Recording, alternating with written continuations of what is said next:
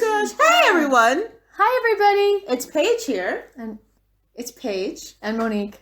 And we're Sacred Potential, where we talk about the overlap of faith, creativity, and possibility. Exactly. And today's topic is so interesting. As you can see, God and Russell Brand. Yeah.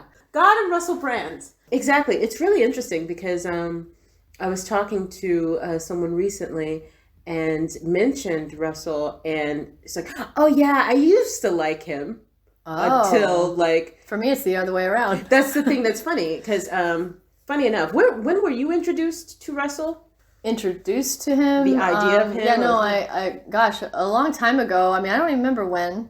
Except that I didn't really know too much about him. I just was like, okay, this guy, I don't know. And then the person who mentioned him to me referred to him as like somebody that they don't like. Yeah. And this is now years ago, so this is before his awakening. Yeah. And when he was still extremely misogynistic. And so, of course, I was not very happy about a lot of his stuff. And but I did appreciate, in terms of world things going on in the world and things relating to politics, and I was like, oh, actually, he's really I'm like, oh my gosh, it's like someone's saying pretty much a lot of how I feel about the world. And so I was a bit torn because on the one hand, he's very intelligent and bright and addressing all these social ills, but then he was being really misogynistic and obnoxious at the same time. Right. So it's kind of like, wait a minute. Which is kind of oddly refreshing in some way. I don't know. Because there was a time when I enjoyed listening to Howard Stern. That's something we do not have in common. Yes, I mean, Mo and I, we're like two peas in a pod, but very different exactly peas. Exactly. But there was a time when I really enjoyed listening to Howard Stern, and there was an episode or an interview he did with Russell, and this is when I was I would probably say officially introduced to him. I knew of him, but to actually hear his thoughts and all this kind of stuff, the misogyny was for sure there, but it was kind of confusing but fascinating all at the same time, because he would start talking about really deep things, like spiritual things, and I'm like, wait, what's happening? I was kind of confused but delighted all at the same time. So yeah, that's where I found him to be most intriguing. And now, he's completely on that. It's what I find most fascinating is because I was doing just a little bit of research on him. And one of the things, because, obviously, he suffered with addiction. And I, in realizing this, something I was fascinated by or never really even looked into, just generally, is I never knew what the 12 steps were in 12 steps. Wow. Did you know? Oh, yeah. I've been in certain ones. Oh, that's right. See, and the thing is, I didn't really know what they consisted of, and I was fascinated when I was reading them. Who wrote the 12 steps? They were originally, the 12 steps were started by the men who started Alcoholics Anonymous, and they were Christians. Okay, now it makes a lot of sense. Yeah, and they wanted it to be accessible to all people so that it wasn't in any way exclusive in terms of where people had to believe some specifically. But it basically was taking the principles of transformation, biblical transformation, but making it accessible so anybody would be able to be helped by it, which is really beautiful. Which is also it says a lot about, I think, why Russell is the way he is now, because, having, exactly. Yeah, because it was just as I was reading, I was going through this world, I was like, what? Because I think his book Recovery is that's, I don't know, I haven't read it, don't tell him. No. Did you know he wrote a children's book? What? Yeah, I know. Well, it was The Pied Piper. But I didn't know that. Yeah, exactly. I have to look it up. It's so interesting. Yeah. Awesome. It was So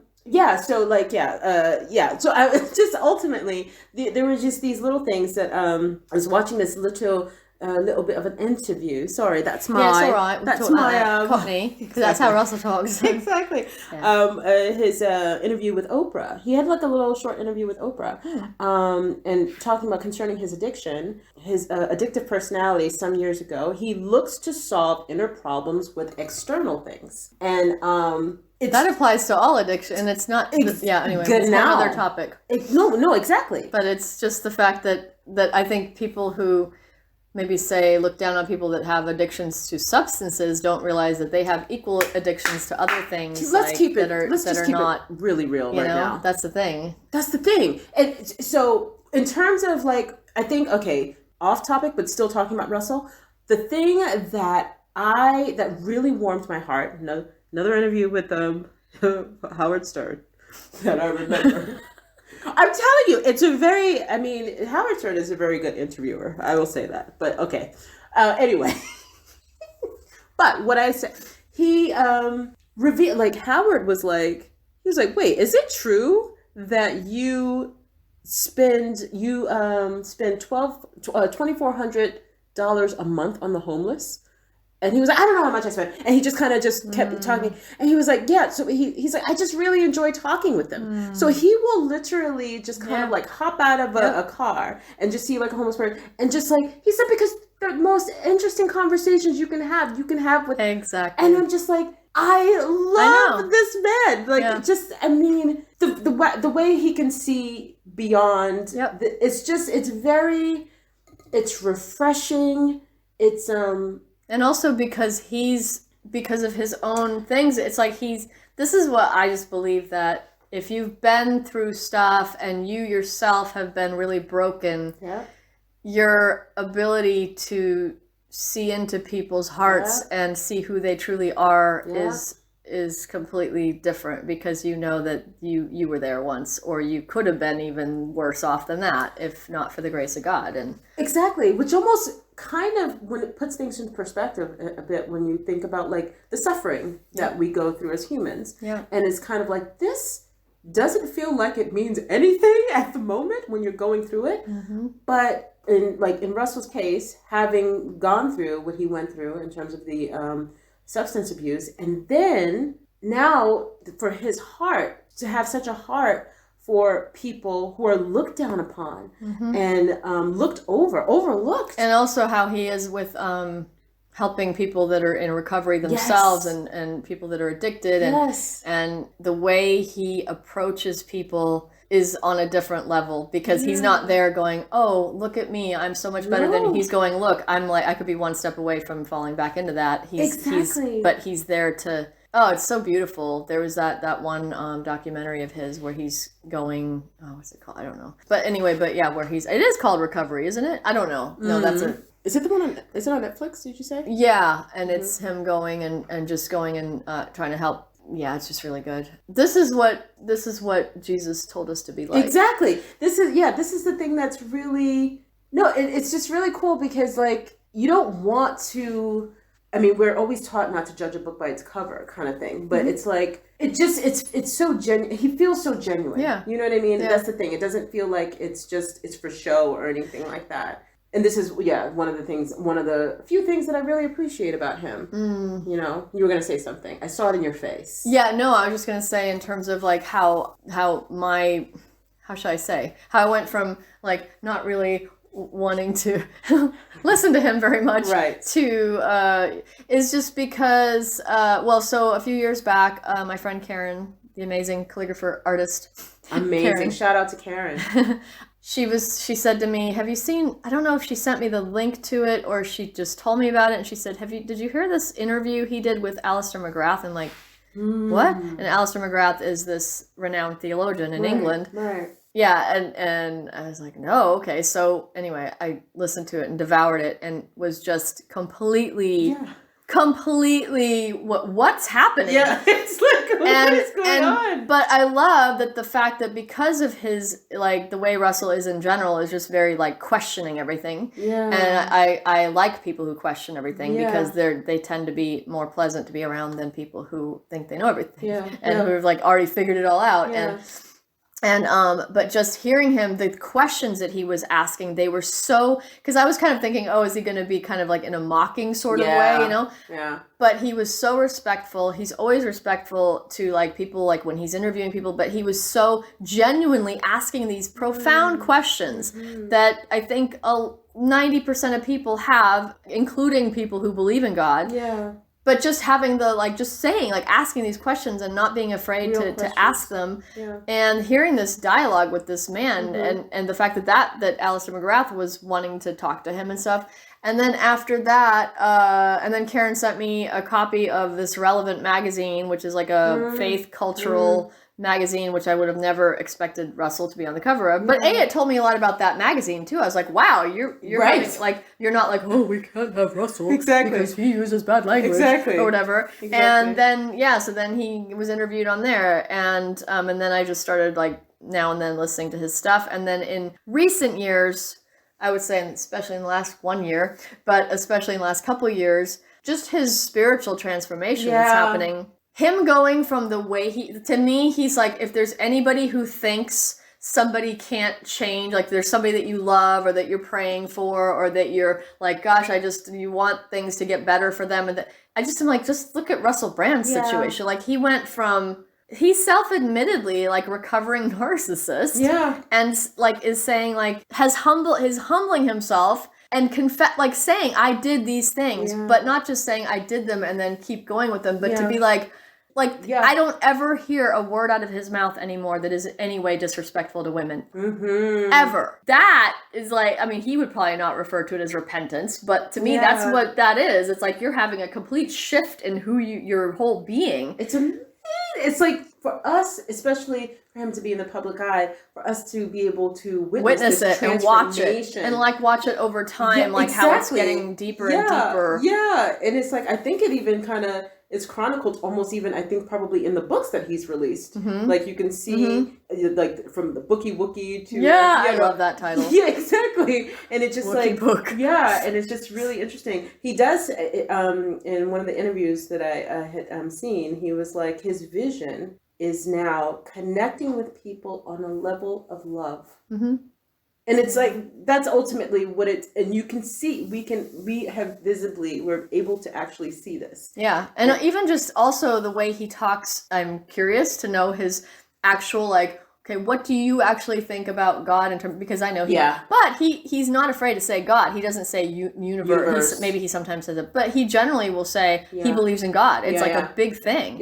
And the one tattoo he has is of the crucifix. And then I just recently found out, because I had a feeling it might be this, but he has the number 33 tattooed on his wrist. Okay. Because that's when Jesus was crucified. Like, how old? And I'm like, wow, okay. And again, I'm really fascinated to see what comes next with Russell Brand. Yeah, that's basically what it comes down to, because it's just like, again, it's like he's like a prayer in motion. Like, you could just actually see, again, just watching where he came from into what he is now. And it's funny, because I was also thinking in terms of, like, I was fascinated with the idea of being an addict, in whatever sense of the word, like, in terms of whatever, pick your poison kind of thing, right? There's this idea, I think even like in these recovery groups, where it's kind of like they almost kind of make it feel like, or say that is essentially almost like the real you, that you're kind of like trying to like the old self. The old self, right? And but at the same time, they don't refer to it necessarily that way, but it is all biblical language. Exactly. I mean, it's not biblical, but it's basically taking biblical things, principles. Genau. Yeah. Genau, sorry you guys. That's German for those of you. It means exactly. Exactly. But no, because I was just thinking about, like, that being the old self, and when people relapse, right? And because I've had situations like in the past, if something happens and then you go back to a situation, it's just like, well, don't fight it. That's the real you. But it's like, but then why is that the real me? Like, who determines who the real you is? God. Exactly. You know what I mean? It's like, and ultimately, is this bringing me life, or is it not? Is it leading to death? Exactly. Or to, like, things that don't bring life? Exactly. And I always like, again, like, I always take things probably to the extreme in my mind, or even in conversation with people in terms of situations like that. Because it's like, you know, is this like, in terms of whether it's excessive alcohol or drugs or whatever it is, sex, all of it, whatever it is, and is this okay? Like, if this was like a 7-year-old child, is this okay for them? Well, no. Well, why? Why is it not okay for the child? Well, it's like there's never really an answer, but it's okay because I'm an adult now. It's okay. But why is there a difference in terms of because it's still the body being a temple, right? Mm-hmm. And it's like, so what is the difference? If it's still a temple, no matter how old the temple is. I like that you're setting that up for that future episode. Come on, girl. You planted that seed. I'm like, let me water it a little bit. But yeah. So it just kind of makes you wonder and think that why is this acceptable? Because I have an ID that says I'm of age, but unwise. Yeah, it's like just making unwise decisions. Yeah, it's just just decisions that don't lead to life. Again, it's not even about any kind of judgment on something. It's just about in terms of my own personal journey in certain areas. Sure. Where it's like having to always ask myself, is this leading me closer to life, or is this taking me closer to? Now, again, death doesn't mean actual physical death necessarily always. Right. But just not the direction of what is bringing growth and healing and wholeness. Exactly. Exactly. And this is what I like with Russell. I think this is why so many people that have been through stuff or are still good, like, and also how he is a huge support to people that are struggling with mental illness. Yeah. And again, because there's no judgment. Yeah. There's no judgment, and when people don't feel judged, there's so much more growth that's happening. Exactly.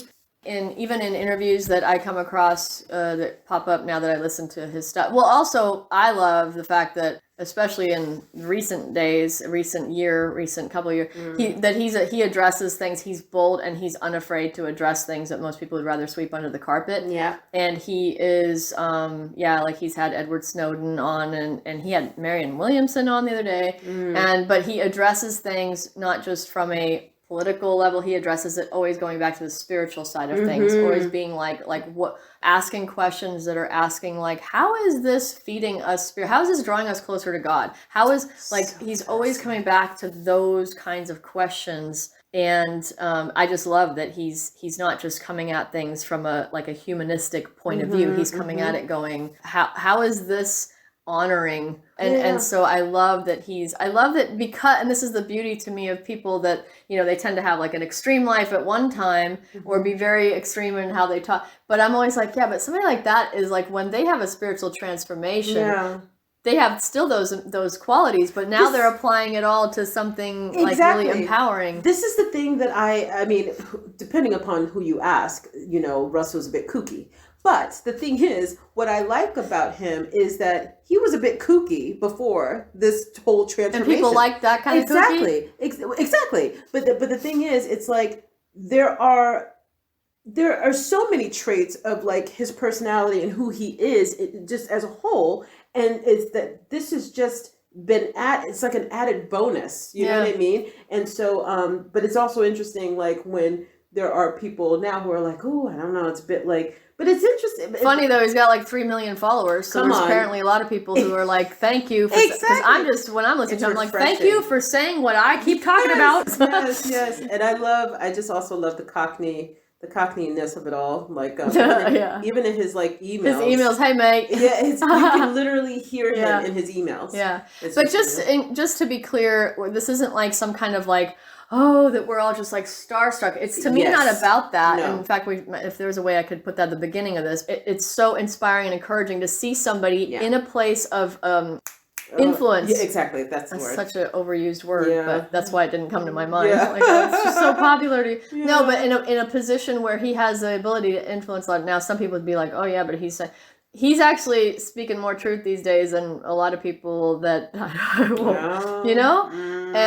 but again, because he's not afraid to go there, he's not, and he does the research. He looks, he doesn't just he'll have like all these references to things that are just clearly anybody could look up. It's in regular papers. It's not like something crazy. He's just going, here, this is what it says. Exactly. Like, let's just talk about it. Exactly. And he invites, dialogue. He wants to dialogue with people. In fact, he's been doing these calls every 2 weeks with just having anybody can come to the Zoom call. And he'll just randomly pick people to ask questions. And I've been on a couple, and there's people on there that are like, that are either struggling really with mental health, or they're struggling with their, or in recovery, and they're like, and it's just amazing to me that he could be like, I gotta do something else. Yeah, he's really about the people. Yeah, he's really about the people. He really is, and it's just it's really cool. It's really nice to see, especially having someone of his celebrity, I guess you can say. And you were saying earlier, also you were wanting to mention like the thing about how he connects it the way Jesus, like he's not Jesus. Yeah. Let's just be clear. And that's the thing. He's not it's Jesus. Like, I wanted to be careful because